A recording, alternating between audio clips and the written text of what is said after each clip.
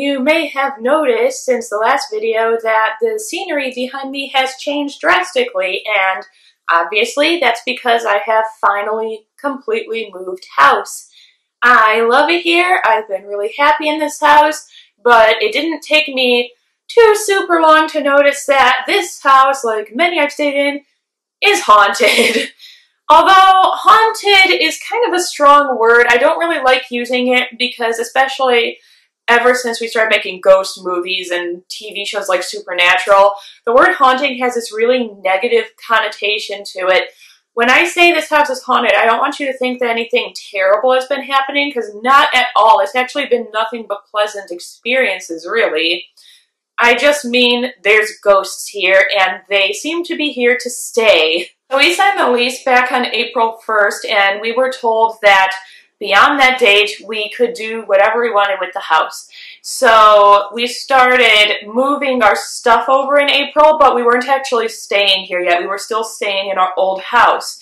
So I didn't really have a lot of time here. We were kind of just grabbing stuff from the old house, running in here, throwing it wherever it fit, and going back and forth, but we weren't actually staying here. So I wasn't spending that much time here. I wasn't even spending an hour at a time in this house, so I didn't have enough time to really gauge whether or not there was any kind of presence here yet. Then about 3 weeks ago, I told Phoenix that I wanted to start actually living here. I wanted to start staying here and sleeping here and everything, and she was fine with it. So I was in this house that I'm not very familiar with, and I was here all day completely by myself, and then Phoenix would come home at night and we would sleep together in the house. All I knew about this house is that it was built somewhere around 1943 and that people had lived in it pretty much non-stop until the last couple of years.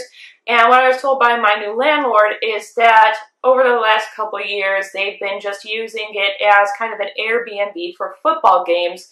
So it went from people regularly living in it to people only staying in it temporarily and then moving along on their way afterwards. I don't know if that causes any kind of disturbance. It was just basically all that I know of the house.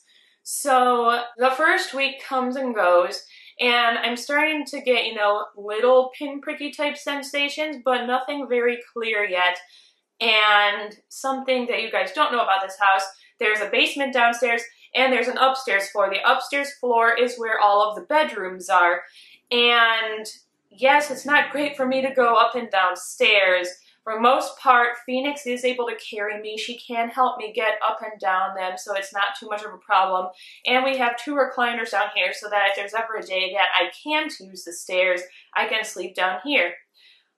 But there were a couple of occasions when Phoenix was at work, when I needed to get something from upstairs or put something upstairs, and I was here by myself. And I was nervous to go up and down the stairs, but I was like, hey, you're living here for the long term now. You're not planning on moving anytime soon again, so you've got to get used to being able to go up and down them by yourself.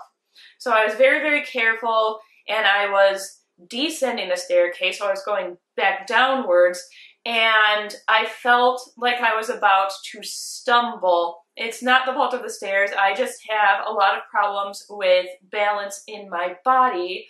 And right as I was about to fall, I felt someone grab me by the waist and pull me back and steady me.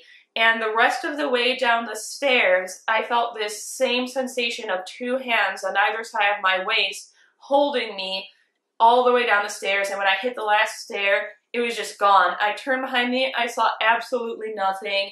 All I knew was it felt like a masculine energy. And this has continued since that day. Every time I'm going up and down the stairs for any reason, I feel that same sensation of either somebody standing behind me, spotting me to make sure that I'm safe, or putting their hands on my waist and guiding me up and down the stairs so that I don't get hurt. And I have yet to fall. I've almost stumbled and fallen several times now, but I'm always caught by this unseen force somehow before it can happen. The more time I've spent in this house, the stronger that specific presence has become.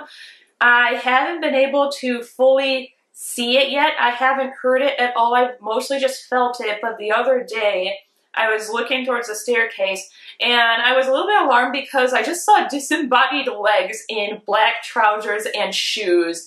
And I'm sure you can imagine it's a little scary. It's a little off-putting when you just see a pair of legs with nothing attached at the top landing of a staircase.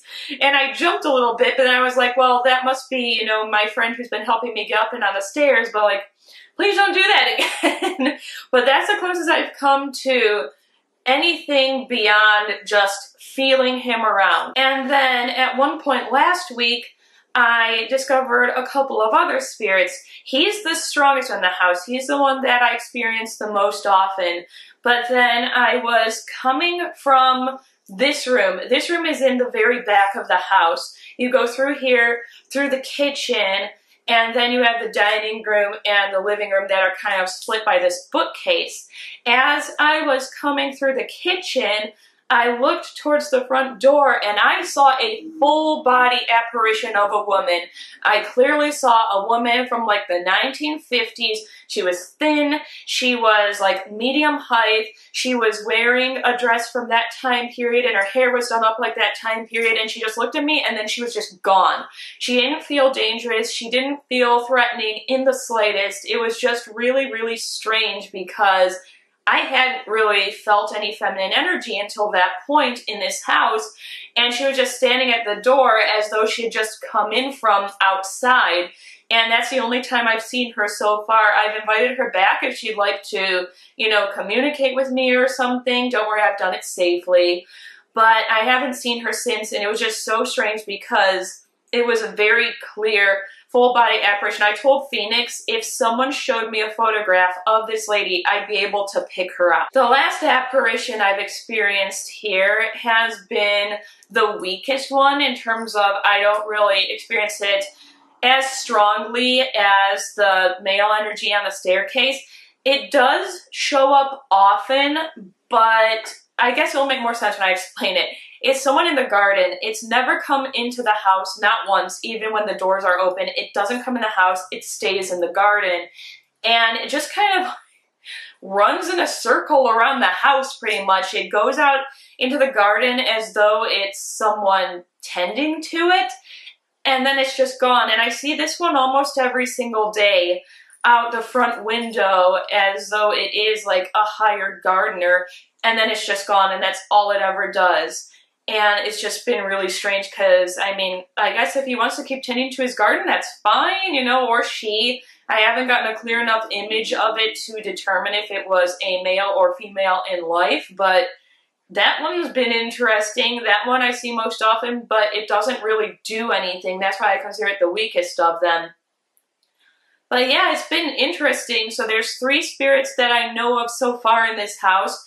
It's nice to know that they're all friendly, and the story doesn't stop quite there. Yesterday, when Phoenix came home from work, just when she had gotten out of her car, the neighbors came and greeted her. We've had neighbors just kind of coming up and saying hello to us and being really polite.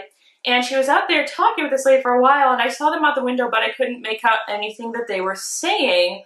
So when she came in, I was like, is anything wrong? That lady was talking to you for an awfully long time. And she was like, no, but she said something really weird, and I thought you should know. And I was like, well, what was the really weird thing? And she said that neighbor said that up until the last couple of years, our landlord's parents lived in the house nonstop.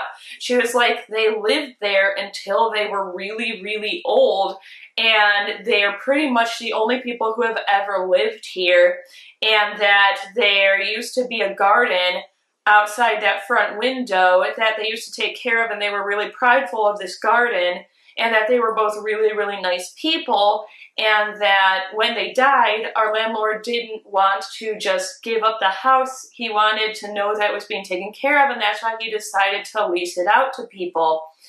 And she was like, I just thought that was really weird because all of the ghosts you've told me about kind of match up to what this lady was saying. That she was like, there's a lady that you saw that looked like she was from like the 40s or the 50s, and that was the mother, and there was the guy that used to be upstairs working on the house a lot, and that was the father, and that they liked to take care of their garden, so it's probably one of them just going out there and taking care of it every day. And she was like, I felt bad because this lady was like, "Are you okay?" Because Phoenix said that she just kind of stood there in shock for a minute hearing that, because it did sync up so well to everything I've been telling her. So yeah, that's the ghost experiences I've had so far in the house. As things develop, I'll let you know more and more of what goes on. I don't feel uncomfortable. I'm not planning on banishing them or anything. I'm perfectly content with allowing them to stay on here since they're not bothering me. But yeah, there it is. As always, do something that makes you happy today, no matter what anyone else thinks about it, and I'll see you all soon.